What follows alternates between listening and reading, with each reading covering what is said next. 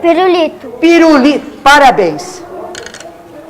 Uma. Agora sim. Só. Eu sei. É S-U-L.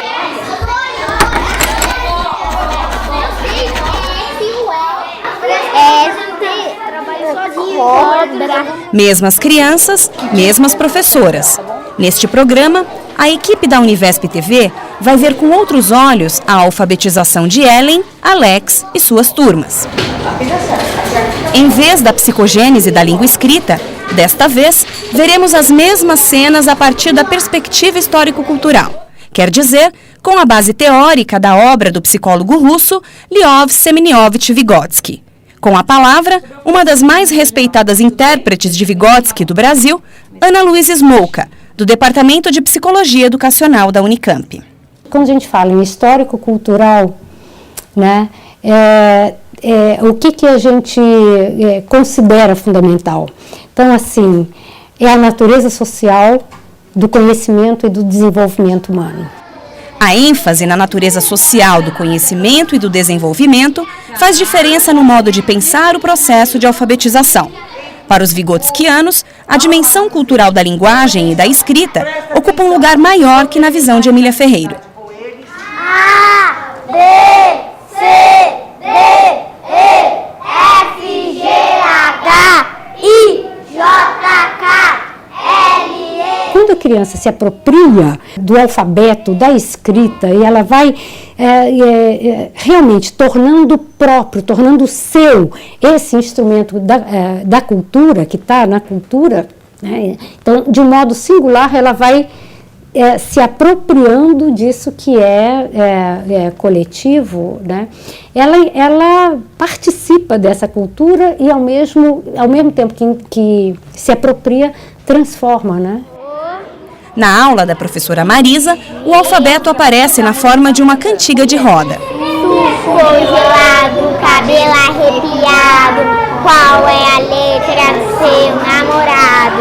A, B, C, D. História e cultura fazem parte desse princípio. E por isso, assim, quer dizer, é o princípio social. Então, assim, sozinha a criança realmente não consegue, né, participar desse conhecimento. Então, a participação do outro é fundamental, né? E a participação do outro nessa relação de ensino, no contato com a criança, provoca o desenvolvimento. Como é que é o nhá? Galinha? Como é que é o nhá? NH. NH. E o nhô? LHO. Então, tá vendo? LHO. A relevância da história e da cultura fazem com que, nesta perspectiva, o lugar do professor não seja apenas o de apoiar a alfabetização da criança. Que letrinha coloca aqui para ficar plan? Qual delas? L. Qual delas? Qual dessas aqui? Ó, O papel do professor, até mesmo segundo a perspectiva histórico-cultural, é de ensinar. É de ensinar. O ensinar tem um outro sentido, eu acho. Ou ele é redimensionado. Por quê? Né? Porque é participar no modo de apropriação da cultura pela criança. Então, tem diversas formas da criança se apropriar da cultura, né? Aí é um conhecimento cultural, é uma prática cultural, é um conhecimento produzido historicamente, né? Ele não é óbvio, ele não é imediato e ele precisa de ser explicitado, apontado. Então, o que é que se aponta na relação de ensino com relação à escrita, né? Quer dizer, é o nome da letra, é o som da letra, a ordem das letras, a composição silábica, a fonetização, as marcas, quer dizer, como é que a gente marca um an. Você botou o P, o L, o que é aqui? Plá. Ah. E para ficar plan, É a professora ensinando, é a relação de ensino, é o aluno participando e é a ênfase dela nessa questão da composição, né, das marcas da escrita e da marca da nasalização, coisa que não é tão simples assim da criança perceber.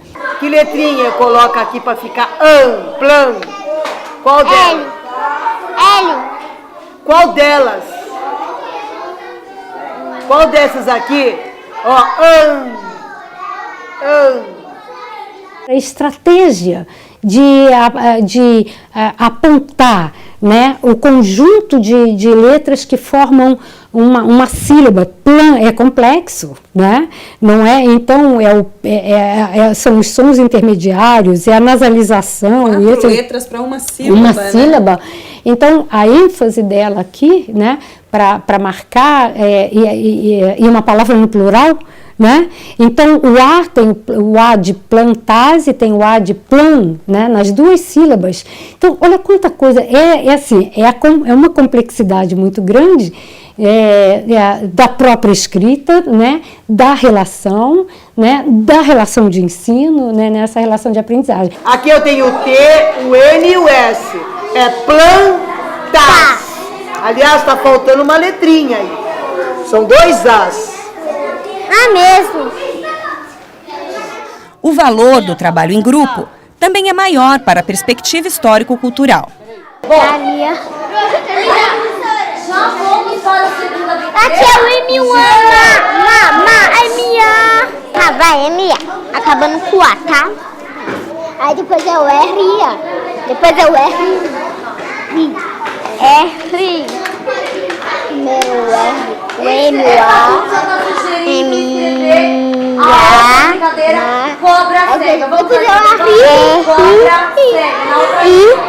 A participação do outro é uma questão que, teoricamente, ela fica respaldada na teoria histórico-cultural.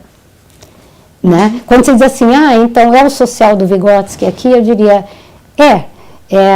mas não é o social do Vygotsky, eu acho que é o modo dele conceber a aprendizagem humana, é o modo dele ver a relação de ensino, é o modo dele argumentar, né, da fundamental importância do outro no desenvolvimento humano. A avaliação da consequência da alfabetização sobre o desenvolvimento mental da criança marca outra diferença entre a perspectiva construtivista, baseada em Piaget, e a histórico-cultural. A professora Smolka está falando da linguagem como uma produção humana, portanto, da história e da cultura. E o que é que esse instrumento poderoso, né, quer dizer, um instrumental simbólico, né, faz com a criança quando ela se apropria dela, né, do instrumento. Então é assim, transforma o funcionamento mental, potencializa o funcionamento mental e aí provoca o desenvolvimento de novas funções.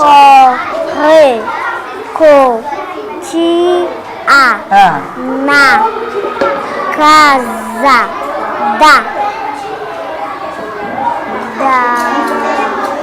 Você falou que o do é o D e o O. E o da? A. A percepção, a atenção, memória, a imaginação, né? É o conhecimento e é tudo isso mobilizado na realização de um trabalho simbólico. Na medida em que ele realiza esse trabalho, ele se apropria, né? Quer dizer, o modo de trabalho simbólico é o modo de apropriação da cultura. Então é essa coisa tensa, né? De, ao mesmo tempo, objetivar uma frase, uma palavra, colocar em palavras aquilo que ele está pensando, né? Mas é também um modo de incorporação e apropriação desse instrumental e dos modos de pensar, de falar, de agir. O processo gradual de incorporação e apropriação da escrita, no qual o professor é imprescindível, vai empurrando o desenvolvimento da criança. A pesquisadora Cláudia Davis explicou assim na disciplina Psicologia da Educação. Na hora que a escola, vamos pensar na escola quer ensinar, ela tem que respeitar o nível do desenvolvimento, lógico. Até aí eu concordo com você. Mas é que quando ela ensina, ela interfere nesse desenvolvimento, porque ela está puxando o desenvolvimento. Ela está colocando o sujeito numa zona de desenvolvimento que ele é capaz de entender o problema quanto problema. O que acontece? Na hora que eu instalo isso e que eu ensino para ele porque é problema, o que acontece? O sujeito ele desenvolve funções que estavam quase aparecendo no desenvolvimento, mas que ainda não tinham aparecido. E quando eu ensino, é aquele, é isso. Quando você fala assim, é isso. Você deu um clique que a coisa foi para frente. E como o desenvolvimento avançou, eu posso ensinar coisas mais avançadas. Essa zona de desenvolvimento que Cláudia citou é o que Vygotsky chamou de zona de desenvolvimento proximal. Você pode assistir a este programa aqui na Univesp TV. Agora, de volta a professora Smolka. Quando a professora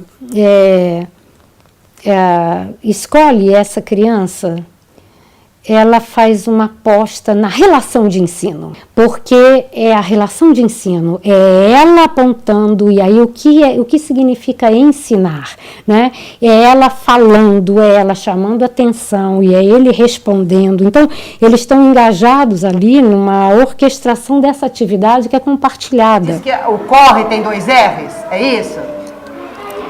Tudo bem, tem mesmo, mas por que será que tem 2 R, hein, Alex? Que corre. Mesmas crianças, mesmas professoras. Na prática da sala de aula, Piaget e Vygotsky andam juntos? Com a palavra, nossas alfabetizadoras. É um conjunto de ações minhas, do dia a dia, a prática, entendeu?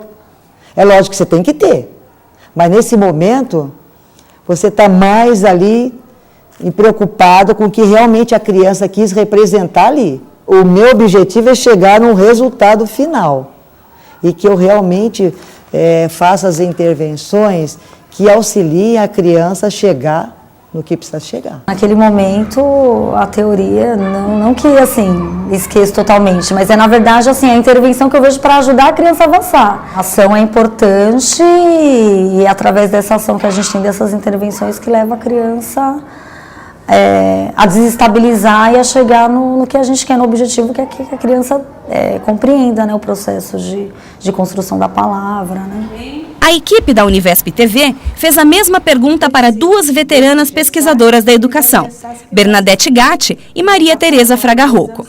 O bonito é que as professoras ficam muito próximas da criança, insistem, perguntam, não criticam, estimulam, né? Fazem perguntas adequadas, de comparação, né?